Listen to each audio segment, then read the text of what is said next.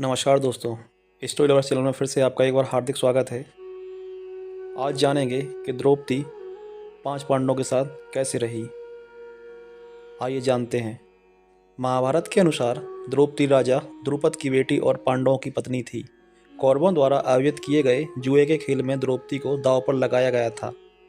पांडव दांव हार गए और उसके बाद दुशासन ने उसे भरी सभा में अपमानित किया।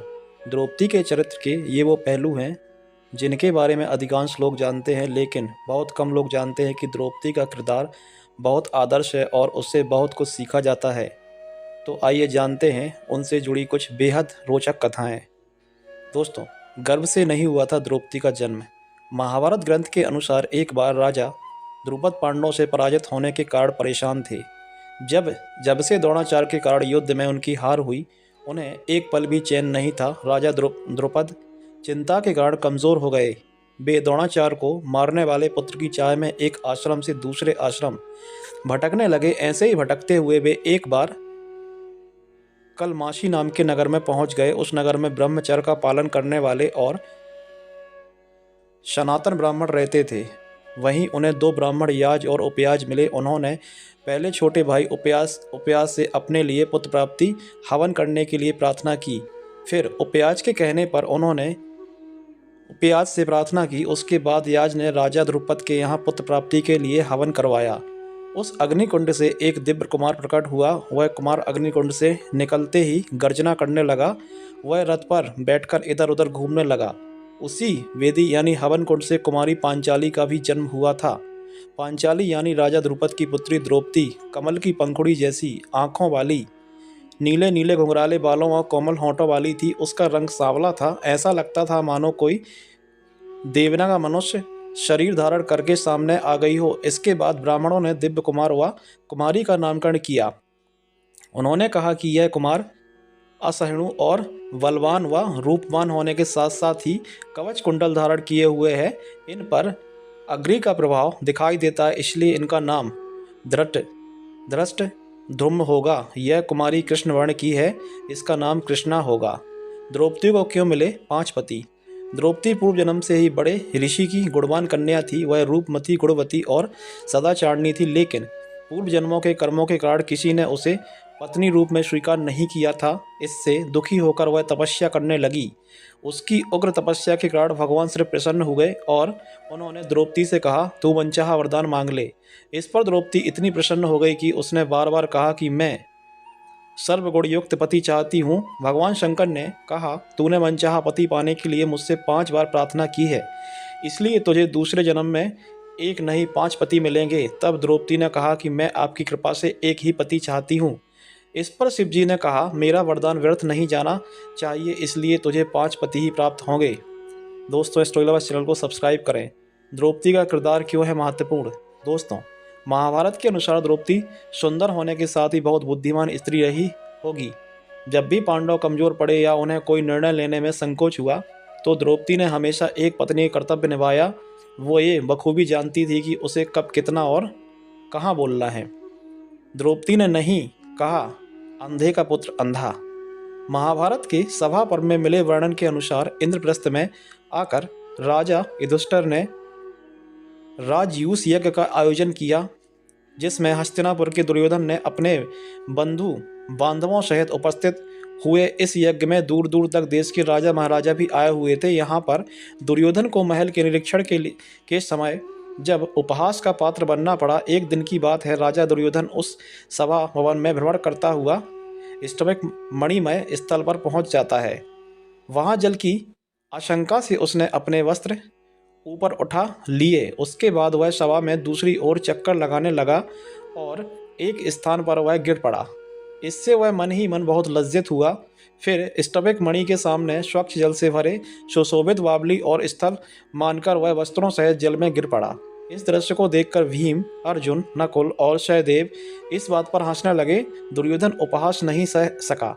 महाभारत की सभा पर्व में इस घटना का इतना ही उल्लेख है। इस ग्रंथ में कहीं वर्णित नहीं है कि महारानी द्रौपदी राजा दुर्योधन को कहीं मिली और उन्होंने उनका उपहास किया। दोस्तों, अपनी इन विशेषताओं के कारण थी पतियों की प्रिय द्रौपदी।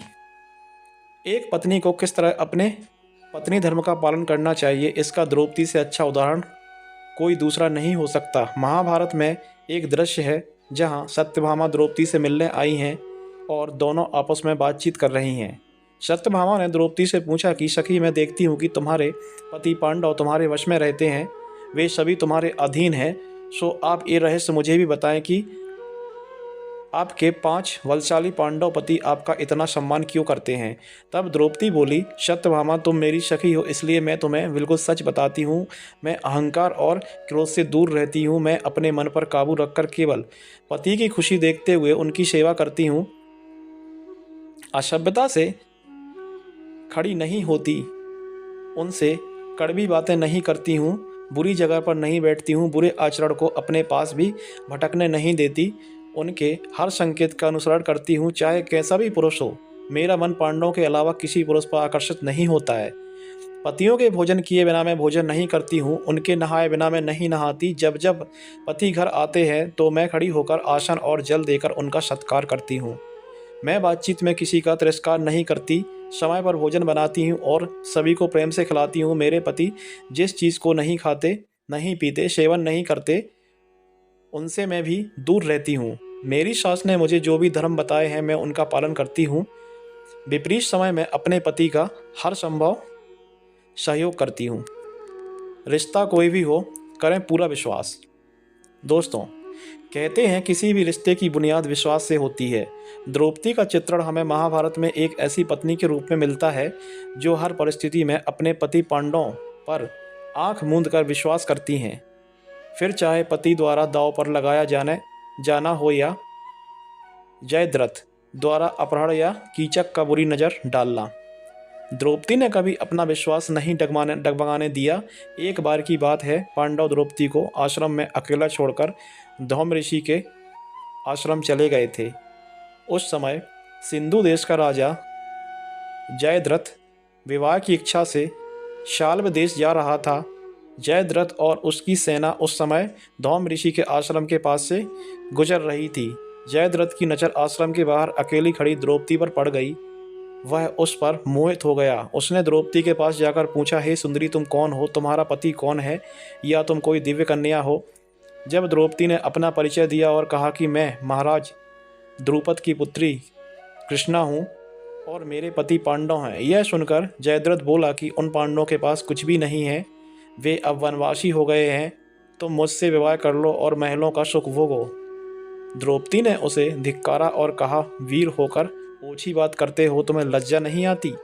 अरे दुष्ट, तू मेरे पति पांडवों को नहीं जानता। वो तेरी सेना को आसानी से परास्त कर देंगे और नष्ट भी कर देंगे। यह सुनकर जयद्रथ बोला, मेरे पास इतना सेना बल है कि मैं पांडवों को धूल चटा दूंगा। अब तुम्हारे सामने 2 रास्ते हैं, या तो सीधी तरह से रथ में बैठ जाओ या पांडवों के हार जाने पर मेरे सामने गिड़गिड़ाने को तैयार हो जाओ। द्रौपदी ने कहा, मेरा बल, मेरी शक्ति महान है, मुझे अपने ऊपर विश्वास है। तुम्हारे जोर जबरदस्ती करने पर भी मैं तुम्हारे सामने नहीं गिड़गिड़ाऊंगी। एक रथ पर एक साथ बैठकर श्री कृष्ण और अर्जुन आएंगे। जब भीम तेरी तरफ गदा लेकर दौड़ेंगे तब नकुल और सहदेव तुझ पर टूट पड़ेंगे, तब तुझे पश्चाताप होगा।